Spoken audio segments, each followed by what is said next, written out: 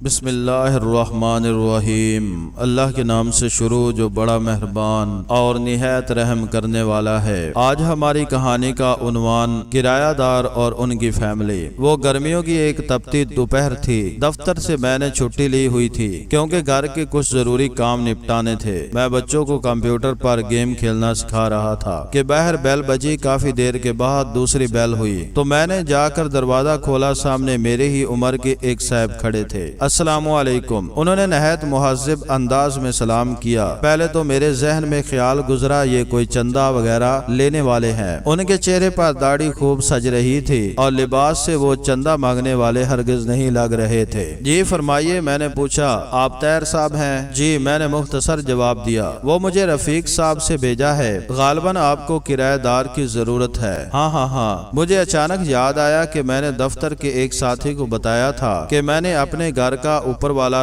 Portion کرائے پر دینا ہے۔ اگر کوئی نیک اور چھوٹی سی فیملی اس کی نظر میں ہو تو بتائیں، کیونکہ دفتر کی تنخواہ سے خرچے پورے نہیں ہوتے۔ مجھے افسوس ہوا میں نے اتنی دھوپ میں کافی دیر اسے باہر کھڑا رکھا۔ اسے 6 ماہ کے لیے مکان کرائے پر چاہیے تھا کیونکہ اپنا مکان وہ گرا کر دوبارہ تعمیر کروا رہے تھے۔ میں نے 3000 کرایہ بتایا لیکن بات 2000 پر پکی ہو گئی۔ وہ چلا گیا تو مجھے افسوس ہونے لگا کہ کرایہ کچھ کم ہے۔ گو اوپر صرف ایک چھوٹا سا کمرہ، کچن اور باتھ روم تھا۔ مجھے اپنی بیوی کا دھڑکا لگا ہوا تھا کہ اسے معلوم ہوگا تو کتنا جھگڑا ہوگا، اور وہی ہوا۔ بقول اس کے 2000 تو صرف بچوں کی فیس ہے۔ مجھے اس نے کافی برا بھلا کہا اور میں چپ چاپ سنتا رہا اور اپنی قسمت کو کوستا رہا۔ میں نے MSc بہت اچھے نمبروں سے کیا تھا، اس لیے فوراً نوکری مل گئی۔ نوکری ملی تو شادی بھی فوراً ہو گئی۔ میری بیوی بہت پڑھی لکھی تھی، وہ بھی ایک انگریزی اسکول میں پڑھاتی تھی۔ ہمارے 3 بچے تھے مگر گزارا مشکل سے ہوتا تھا۔ اگلے ہی دن وہ صاحب اور ان کے بیوی بچے ہمارے گھر شفٹ ہو گئے۔ ان کی بیوی نے مکمل شرعی پردہ کیا ہوا تھا۔ دونوں بڑے بچے بہت ہی مہذب اور خوبصورت تھے۔ چھوٹا گود میں تھا۔ کچھ دنوں بعد ایک دن میں دفتر سے آیا تو میری بیوی نے بتایا کہ میں نے بچوں کو کرایہ دار خاتون سے قرآن مجید پڑھنے کے لیے بھیج دیا ہے۔ اچھا پڑھاتی ہے۔ ان کے اپنے بچے اتنی ہی خوبصورت تلاوت کرتے ہیں۔ مزید کچھ دن بعد جب میں نے ان کے ایک بیٹے سے تلاوت سنی تو پہلی مرتبہ میرے دل میں خواہش ابھری کہ کاش ہمارے بچے بھی اتنا اچھا قرآن مجید پڑھیں۔ ایک دن میں باہر جانے لگا تو اپنی بیوی سے پوچھ ہی لیا کہ وہ پارلر جائے گی تو لیتا چلوں، کیونکہ پہلے تو 2 مہینے میں 3-4 مرتبہ پارلر جاتی تھی اور اس مہینے میں ایک بار بھی نہیں گئی تھی۔ اس نے جواب دیا کہ پارلر فضول خرچی ہے۔ جتنی خوبصورتی چہرے پر 5 بار وضو کرنے، نماز اور تلاوت سے آتی ہے، کسی چیز سے نہیں آتی۔ اگر زیادہ ضرورت ہو تو گھریلو استعمال کی چیزوں سے ہی چہرے پر نکھار رہتا ہے۔ ایک روز میں کیبل پر ڈرامہ دیکھ رہا تھا تو میرے چھوٹے بیٹے نے مجھے بغیر پوچھے ٹی وی بند کر دیا اور میرے پاس آ کر بیٹھ گیا۔ بابا یہ بیکار مشغلہ ہے، میں آپ کو اپنے نبی کریم صلی اللہ علیہ وآلہ وسلم کا ایک واقعہ سناؤں۔ مجھے غصہ تو بہت آیا لیکن اپنے بیٹے کی زبانی جب واقعہ سنا تو میرا دل بہل گیا۔ میں تمہیں کس نے بتایا؟